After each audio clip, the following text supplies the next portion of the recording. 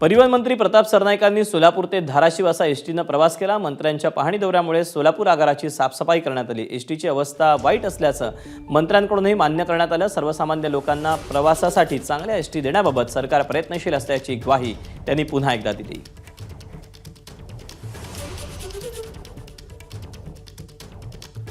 मी सुरुवातीला तुमचं अभिनंदन करतो की परिवहन मंत्र्यांना अशा पद्धतीनं बसमध्ये प्रवास केल्याने एक सकारात्मक ऊर्जा सगळ्या डिपार्टमेंटमध्ये येते, अर्थातच ती एसटीमध्ये येते। पण एक थोडीशी नकारात्मक बाजू मला जी दिसते ती अशी आहे की तुम्ही याला म्हणल्यानंतर प्लॅन दौरा होता, त्यामुळे लोकांनी इथं दुसऱ्या गाड्या आणल्या, सफाई केली।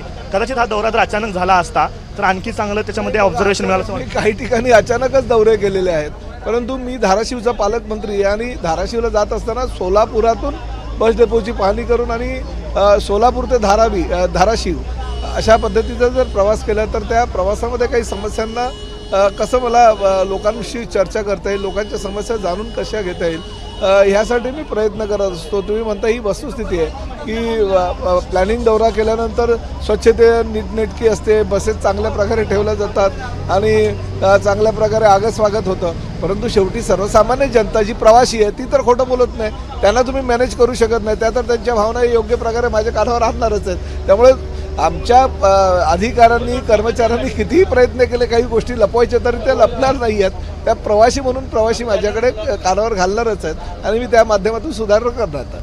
अगदीच नक्कीच सर्वसामान्य लोकांना एसटीची सुविधा तितक्याच चांगल्या पद्धतीने मिळाली पाहिजे। अर्थात परिवहन मंत्री मान्य करतायत की एसटीबद्दल जे ज्या काही दुरुस्त आत्ता गरजेचं आहे ती कमतरता कुठेतरी आहे, मात्र येणाऱ्या काळात ते सगळं भरून काढलं जाईल आणि सर्वसामान्य प्रवाशांना असाच सुखकर प्रवास त्यांच्याही वाटेला येईल अशी अपेक्षा देखील ते या निमित्तानं व्यक्त करतात। कॅमेरा पर्सन युकागदीसह आफ्ताब शेख, एबीपी माझा, सोलापूर।